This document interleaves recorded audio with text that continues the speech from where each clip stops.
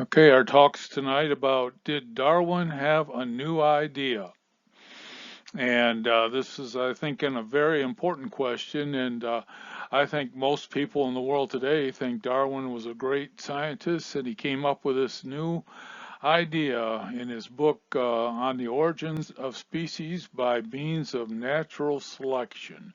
So we're going to talk about it and why it is important as a detective, when we talk a little bit about detective work, to make sure you don't have an idea in your head when you're going out and looking at the evidence. And you got to, same thing with a scientist, they should investigate the evidence and take it wherever it goes.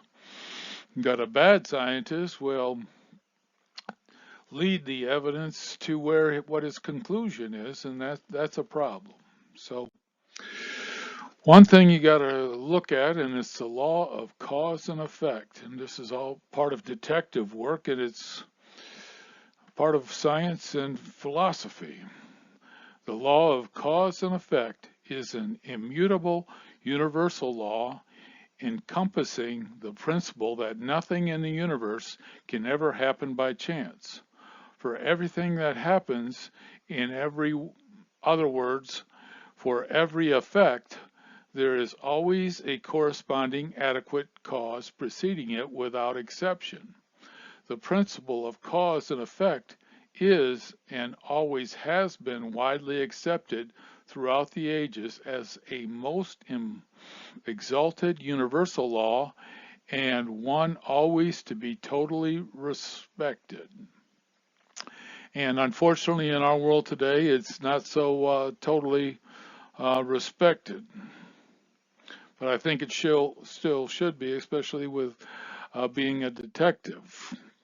And there's three tests for philosophical truths. And so when you look at a past event or be a detective, you have to pass these three tests. And the first is logical consistency. Does it make sense?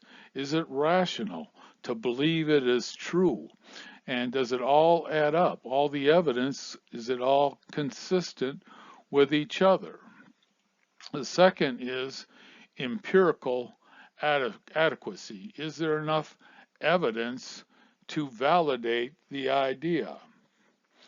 And empirical is evidence. And the last is experiential relevance. Is it consistent with what you experience in the world today? And so we're going to keep these in mind, also the law of cause and effect and these tests for philosophical truths when we start looking at the evidence. So there's two types of evidence, and there's direct evidence, and direct evidence is eyewitness testimony, videotape surveillance, and confessions. And all those sound pretty good, but sometimes the eyewitnesses lie, and sometimes the videotape's been tampered with, and sometimes the confessions aren't valid. And circumstantial is the other type of evidence, and it's physical and biological. And biological is fingerprints and DNA, and physical is things like knife and things that are probably left behind in the crime scene. And so circumstantial evidence, almost everything in the whole universe is circumstantial evidence. You got to figure out how it got there, the circumstances of how it got there. With detective work, you have physical and biological because you're looking at one event. But if we're all in houses here and you look at the house, you said, this didn't come together by chance. There was a carpenter, a plumber, and electrician, and all these different things had to be involved. And that's rational to conclude that. And experientially, you know that's the way it got there.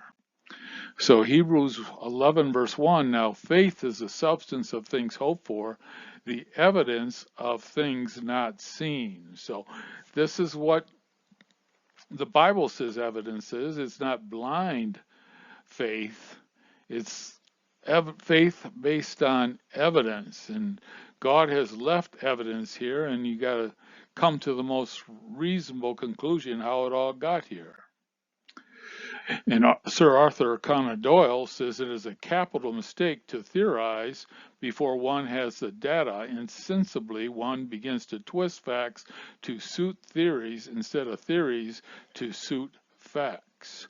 So what you have to do is follow the evidence, don't lead the evidence, don't twist the evidence to uh, meet your theory. And anyway, that's great advice for a detective, and it should be good advice for all thinkers. Here's the basic story, from Goo to You by the Zoo. I'm not going to go into it, but this is the story that Darwin put together, and it started in the water and fish, and then it turned to reptiles and mammals, and then to us. So this is an easy way to say it. I think Ken Ham came up with this. Darwin's evidence from Wikipedia. I Googled what evidence did Darwin have in his book. On the origin of species, Charles Darwin presented evidence for his theory of evolution by natural selection, primarily through observations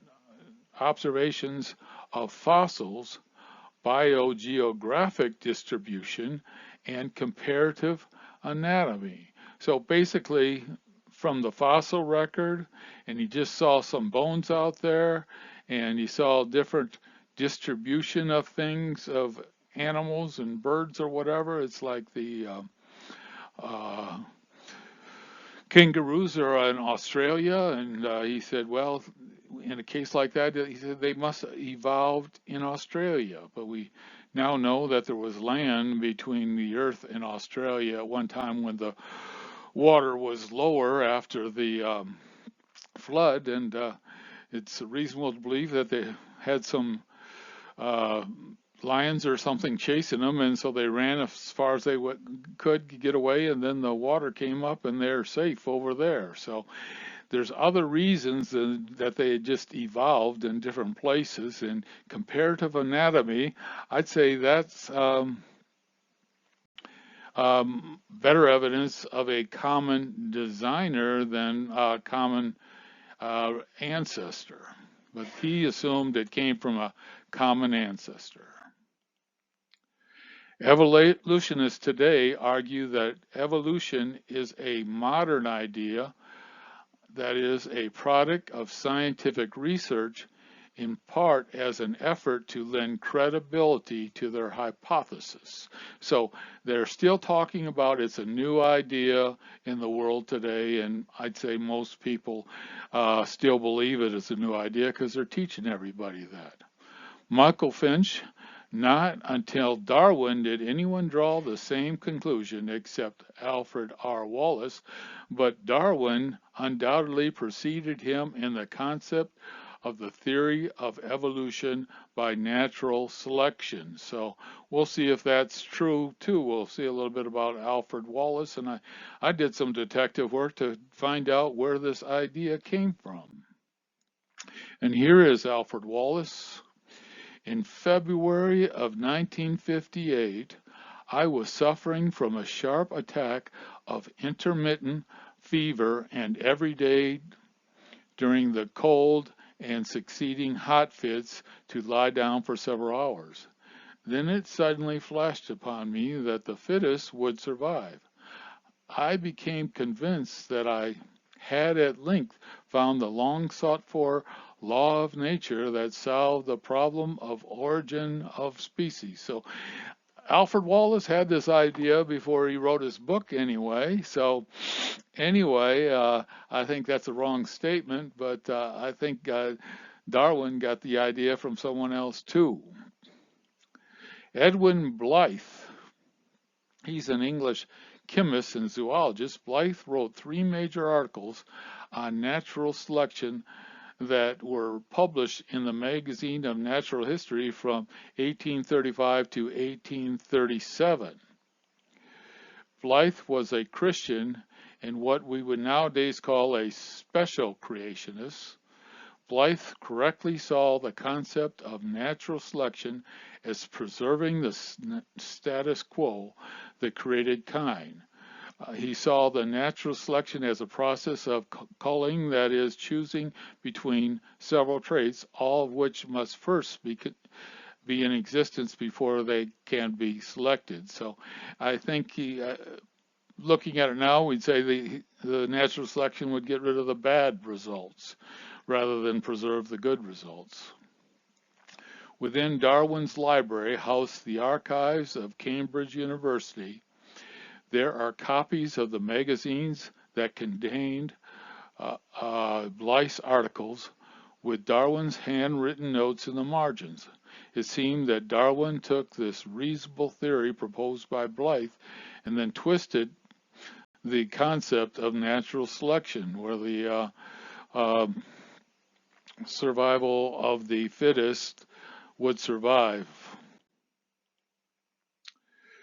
French encyclopedist Denis Diderot taught that all animals evolved from primeval organisms. This prototype organism was fashioned into all these types of animals alive today via natural selection. And this was in the 1700s that he came up with this idea. Charles Lyell published a book called Principles of Geology in 1830 that explains the theory of uniformitarianism, that the geological process we see today shaped the earth long ago as well. Principles of Geology wrote. And so this is where Darwin got his idea that the earth is really old, and then he went, we'll be talking about a little bit, to his grandfather's books and recovered the information from his grandfather's books.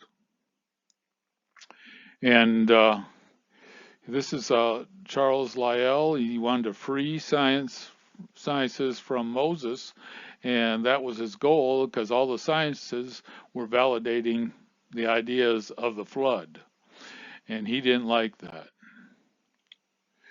Lyell's ideas on geology influenced Charles Darwin to think in terms of millions of years, and that his grandfather's idea was probably right. Referring to his voyage on the Beagle, 1831 to 1836, in the Beagle Diary, Darwin writes, I had brought with me the first volume of Lyell's Principles of Geology, which I studied attentively, and this book was of the highest service to me in many ways. Interesting, Lyell, he didn't have any evidence either for his idea, and he just said that the fossil record came over long periods of time. Didn't really have evidence to prove it. And anyway, well, Darwin liked his book. The very fact that fossils exist testifies to sudden and catastrophic burial beneath vast sediments before the living things had a chance to rot or get savaged by hungry critters. Charles Darwin himself said, the number of intermediate varieties which have formerly existed on the earth must be truly enormous. Why then is not every geological formation and every stratum full of such intermediate links? So, geology assuredly does not reveal any such finely graduated organic chains. That's what he expected to see, slowly changing into different things, a fin changing into a hand, slowly. And this, perhaps, is the most obvious and gravest objection which can be urged against my theory, and I think it proves his theory wrong. To many scientists of the 19th century, natural cataclysm seemed as threatening as the Reign of Terror. Contrary to popular myths, Darwin and Lyell were not heroes of true science, defending objectively catastrophism, were as committed to science as any gradualists. In fact, they adopted the more objective view. They followed the evidence and found that it pointed to a flood. Is the fossil record as evidence of evolution a recent conclusion? Well, I'm going to find this guy was Xenophage of Colophon from 570 to 475 BC, the first person known to have explicitly recognized fossils as memorials of geological change and the succession of life, was evidently him.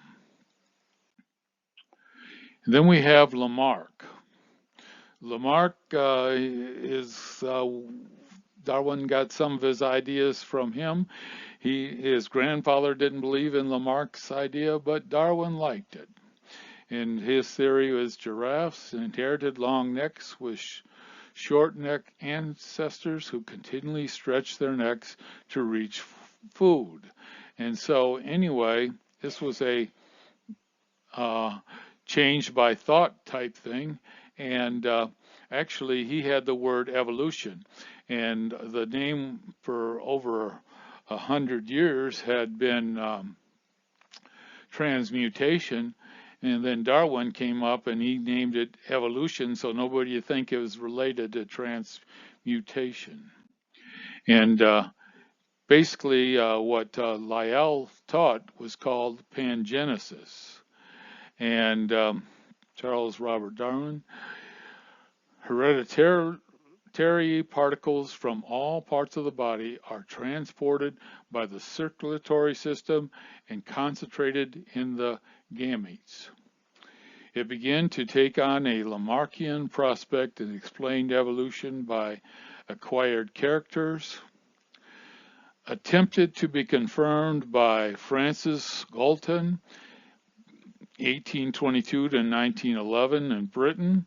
He disproved the idea of pangenesis. Darwin had a chapter on pangenesis in his book. I think it's chapter 6 originally, and eventually it got changed to mutations rather than pangenesis in the 1940s. Darwin wrote that Hippocrates' pangenesis was almost identical with mine, merely a change of terms and an application of them to classes of facts necessarily unknown to the old philosopher, Diekman. And so Hippocrates had the same idea in the ancient past, and maybe this is where Darwin got his idea of pangenesis from too. So the transmutation of species. Transmutation was one of the names commonly used for evolutionary ideas before Charles Darwin published on the origin of species in 1859. He took over the idea, but he wanted people to believe it was a new idea, so he didn't use the old name. George Louis Buffon, 1707 to 1788, expounded the idea at length that the ape and the man had a common ancestry, and further that all animals had a common ancestry.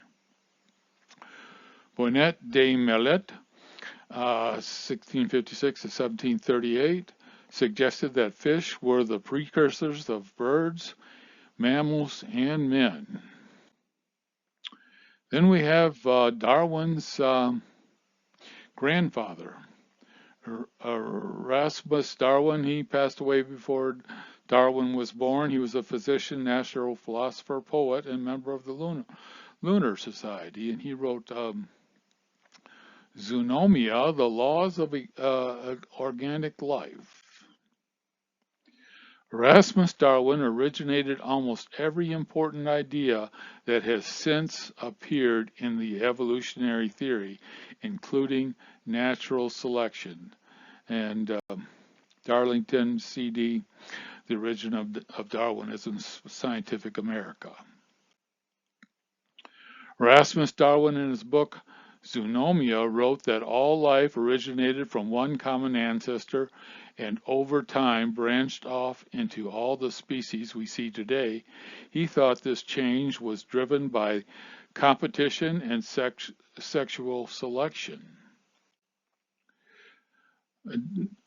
Erasmus Darwin embezzled the Latin phrase "e conquis homini," all from cells on the family coat of arms. You see it down there? In Zunamia, young Charles later claimed to have read his grandfather's book so often that he had memorized entire passages. Zoonomia, or Laws of Organic Life, 2 volumes, 1794 and 1796, have been called the first consistent, all-embracing hypothesis of evolution, and was published some 65 years before Charles Darwin published on the original of species in 1859. And Darwin was a good storyteller. He knew if he mentioned all this stuff, nobody would believe him. So he came up with a new idea on his big 5-year voyage. In the Botanic Garden, Erasmus said that life began in the sea and progressively developed from there. This is one of his poems. Organic life beneath the shoreless waves was born and nursed in ocean's pearly caves. First forms minute, unseen by spheric glass, move on the mud or pierce the watery mass. These, as successive generations bloom, new powers acquired and larger limbs assume, whence countless groups of vegetation spring, and breathing realms of fin and feet and wing. So that kind of has Darwin's story right there in that poem. Almost every topic discussed in examples given in Zoonomia reappears in Charles' Origin.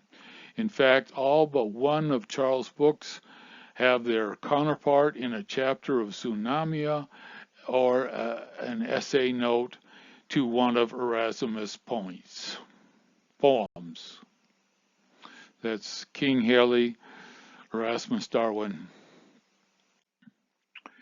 And then one thing in his original book, he didn't have the finch's beaks.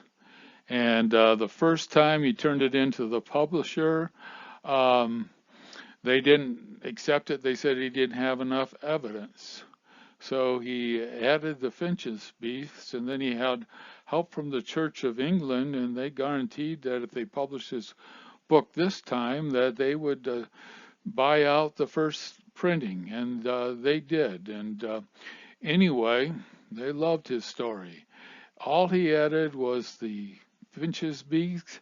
They checked his log from his 5-year trip, and he didn't mention birds in there at all. But Erasmus wrote, some birds have acquired harder beaks to crack nuts, as the parrot. Others have acquired beaks adaptable to break the harder seeds, as sparrows. Others for the softer seeds of flowers, or the buds of trees, as the finches.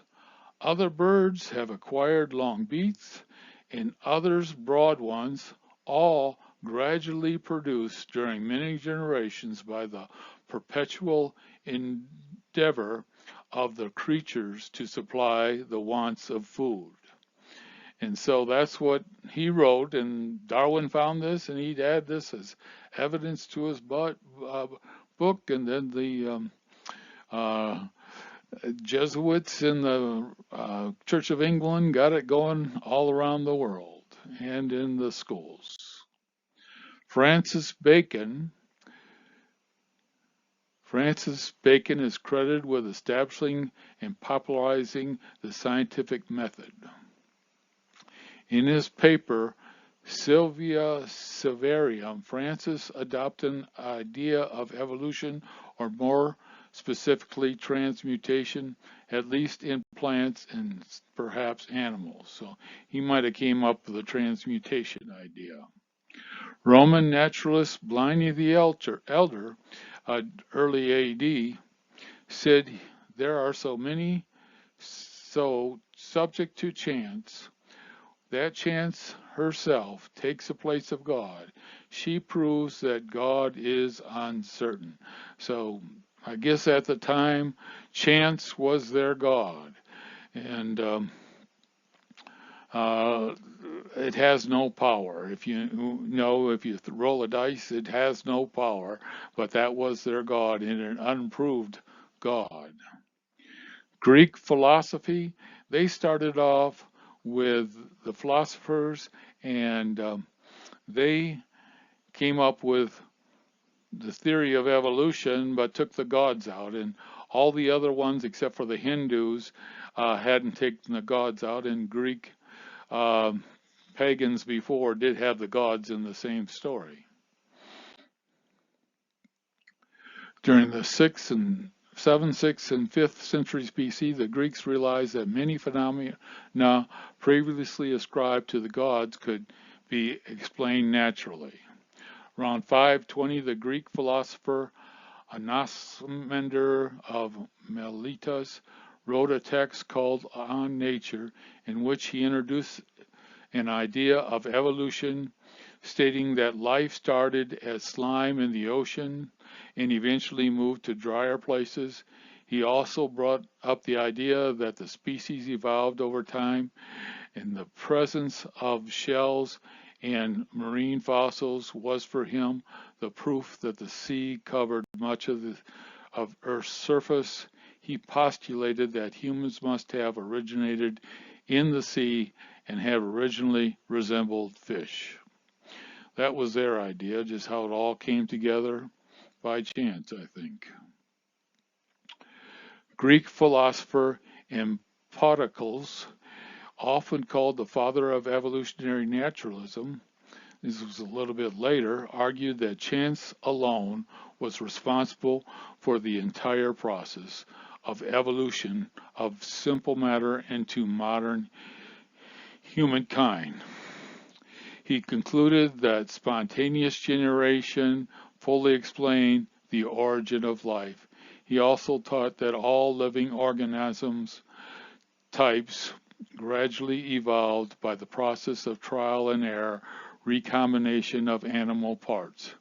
He also believed that natural selection was the primary mechanism of evolution, the fittest being more likely to survive to pass their traits on to their offsprings. And this was 450 BC when he came up with natural selection.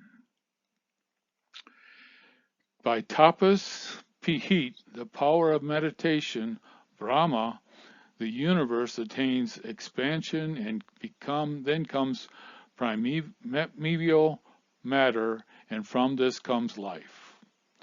And he, Brahman, I think these are the Hindus, the creative principle become the size of an atomic particle and brings life to this whole universe. These creative processes in succession acquired the attributes of the immediately preceding ones from which they had originated. Each has not only its own special attribute, but each succeeding one has attributes of all the preceding ones. And this Mahabharata and Maskaraka, he was a Hindu. Here's another famous Hindu, Swami Vivekananda. The idea of evolution was to be found in the Vedas, ancient Hindu scriptures, long before the Christian era, but until Darwin said it was true, it was regarded as mere Hindu superstition. Well, I think it's still Hindu superstition today, but they just don't realize it. He was a modern Hindu scientist or historian. The Hindus were Darwinians century before the birth of Darwin, and the evolutionists many centuries before the doctrine of evolution had been accepted by the Huxleys of our time and before any word like evolution existed in any language of the world. And that's by Sir Monteiro Williams, Oxford University, 1894. Here's an interesting thing I found. They had cosmic evolution. The universe was cyclical. Motion caused an atomic particle to appear. This particle expands and explodes, forming the universe. So that sounds like the Big Bang to me, and how it all evolved. Out of this, an evolutionary process begins from primitive to complex. This process takes billions of years, of course. So this is maybe how evolution, biology switched to cosmic evolution, and I think the same thing happened in modern science today. Of this doctrine, 19th century Hindu philosopher Keshab Chandra Sen observed, "Lo, the Hindu avatar rises from the lowest scale of life through the fish, the turtle, and hog to the perfection of humanity. Indian avatarism is indeed a crude representation of the ascending scale of divine creation. Brahma is the divine. Such precisely is the modern theory of evolution." But they don't have Braham, they got natural selection. Another one from Vivekananda. "So do you hear what your modern scientific man say? What is the cause of evolution? Desire. The animal wants to do something, but does not find therefore develops a new body. Who develops it? The animal itself, its will. You have developed from the lowest amoeba, continue to rise to your will, and it will take you to a higher skill. This will is almighty. It is the almighty. You may say, cannot do everything. That's the Brahma again. But you are thinking only of your little self. Look back at yourself from the state of amoeba to the human being. Who made all that? Your own will. Can you deny the fact it is almighty? That might which you have come up with so high can make you a higher still. What you want is character strengthening of the will." So what is the almighty he's talking about is your will here. And he took the Darwin's idea of pangenesis, and he came up with a new idea of it in the late 1700s, I guess. Ancient Panda Purina text. A ladder of ascending, starting with species living in water, trees, plants, insects, reptiles, birds, mammals, then humans. Sounds just like Darwin's theory. So some of them, where did the universe come from? And a lot of them have the Gaia god was the earth goddess who originated or created herself out of primordial chaos. And according to some legends, she gave birth to Pontus, the sea, and Uranus, the sky. So she is from another culture, and I think from the Hindus, and so that she was kind of the mother of everything, I guess, is what they thought. And so they have their gods in there, but they just don't have a god that did everything. The Mesopotamian myth, Inu Elish. The Mesopotamian myth, called the Inu Elish, begins with a universe composed of massive watery chaos of salt and flesh, water mingled together. And the Egyptian myths, the book of evolutions of Ra. Ra was their sun god, and this was another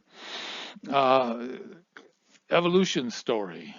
and it had half men and half animal, like the picture there, the God himself. And so this idea of evolution has been everywhere of all people who don't believe in Jehovah God Almighty. Darwin had 0 degrees in science, but he had one degree in theology. He's a Unitarianism and not a Christian. So his idea was actually a pagan belief that dates back to Egyptian times. Evolution is basically a religion repackaged by Darwin to look scientific. The Mayan beliefs are over here in America. The Mayan culture began around 600 BC. It is a religion incorporated a streamlined evolution that taught that the rain god constructed human by adding to and thereby modifying his previous creations. This rain god first makes rivers, then fish, then serpents, and last humans. And so that's where the evolution of the Mayan beliefs. Everybody had this belief. Here's the oldest ones were the Sumerians' creation myth. And so the sea goddess Namu is described as the mother who gave birth to earth and heavens, just as that other goddess. Evidently, the Sumerians looked upon the primeval sea as the first cause and the prime mover of all things, and probably including the sea goddess, believing that the heaven and earth were somehow engendered to that sea. So they had another evolution story too, just like everybody else did, and they have the oldest record of their evolution story. Here's from let's see, Darwin was refused membership in the prestigious zoological section of the French Institute, for which they gave the following reason: the original origin of species, and still more the descent of man, is not science, but a mass of assertions and absolutely gratuitous hypotheses, often evidently fallacious. This kind of publication and these theories are a bad example which a body that respects itself cannot encourage. So it never was a scientific idea from the beginning. And all the scientists afterwards led the evidence to the conclusion that Darwin had. They were convinced Darwin used science, so you got to keep following that idea that that's true science, and all the evidence has to do that. But true science gets new pieces of evidence and follows it to wherever it leads. And that's how real science is done. And they haven't done real science in all the areas of evolution in all the different areas. So this is Stephen Talbot. Evolutionary biologists routinely speak of natural selection as if it were an agent, and natural selection became rather like an occult power of the pre-scientific age. And they talk a lot about natural selection. It has no power, but they act like it's a god. And the whole idea of natural selection just doesn't add anything to evolution, but they still hold to it because Darwin held to it, and he used it as science to prove him. Darwin was made brilliant to make natural selection a sort of godlike term, an expression that could replace God. Who did it? Created life forms? He made it easy for his contemporaries to think and verbalize Mr. Big, omnipotent God in the sky, picking out those he wanted to keep. He has been conceived as the natural selector, and he throws the others away. Natural selection has proven the other gods weren't involved. Here's a quote by Wolfgang Smith of Oregon State University.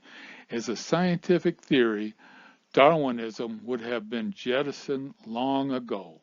The point, however, is that the doctrine of evolution has swept the world not on the strength of its scientific merits, but precisely in its capacity as a Gnostic myth. And this is Gnostic. If anybody who doesn't believe in the God of the Bible is a Gnostic in this definition.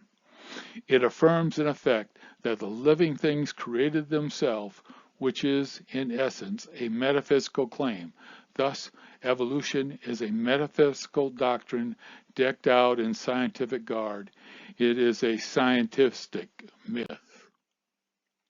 And the myth is Gnostic because it implicitly denies the transcendent origin of being, for indeed, only after the living creature has been speculatively reduced to an aggregate of particles does Darwinist transformism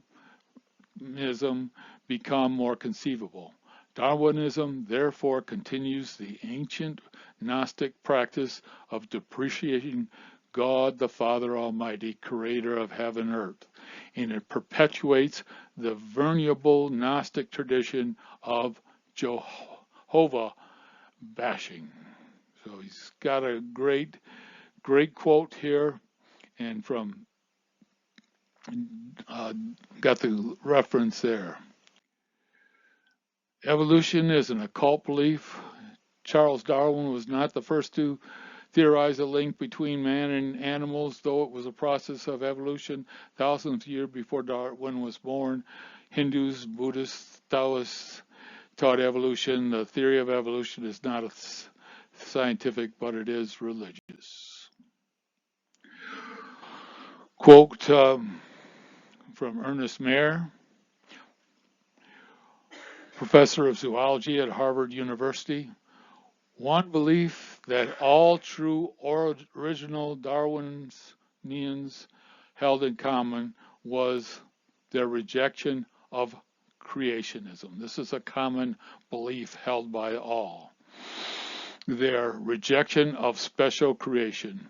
This was the flag around which they assembled and under which they marched.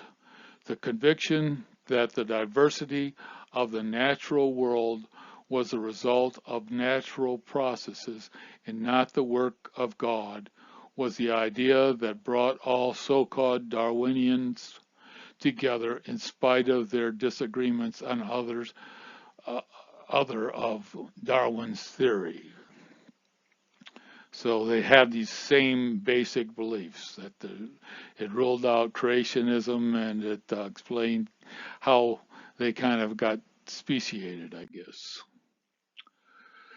Here's Professor Adam Sedgwick of Cambridge, the foremost geologist of his day, and a creationist, recognized as soon as he read The Origin about 1861. He wrote, "From first to last, it is a dish of rank materialism, cleverly cooked up and served up. And why is this done? For no other reason, I am sure, except to make us independent of a creator." And so this was an early one. He recognized it right away. And I can still recognize it today, anybody who has an open mind. Philip Johnson says, for the scientific materialist, the materialism comes first. The science comes thereafter. We might therefore more accurately term them materialistic lists employing science, and if materialism is true, then some materialistic theory of evolution has to be true simply as a matter of logical deduction, regardless of the evidence. And that's true. That's basically what the materialistic scientists are doing, and materialism has taken over most of science today. Richard Lewettin explains materialism. We take the side of science in spite of the patent absurdity of some of its constructs. In spite of its failure to fulfill many of its extravagant promises of health and life, in spite of the tolerance of the scientific community for unsubstantiated just so stories, because we have a prior commitment to materialism, we cannot allow a divine foot in the door. They're not following the evidence, they're twisting the evidence to follow their theory. And he explains that exactly here. Richard Dawkins says, even if there were no actual evidence in favor of the Darwinian theory, we should still be justifying and preferring it over all rival theories. I think you got to follow the evidence no matter what. Sir Arthur Keith, evolution is unproven and unprovable. We believe it only because the only alternatives is special creation, and that is unthinkable. Louis Bonner, evolution is a fairy tale for grown-ups. The theory has helped nothing in the progress of science. It is useless, and I say amen to that.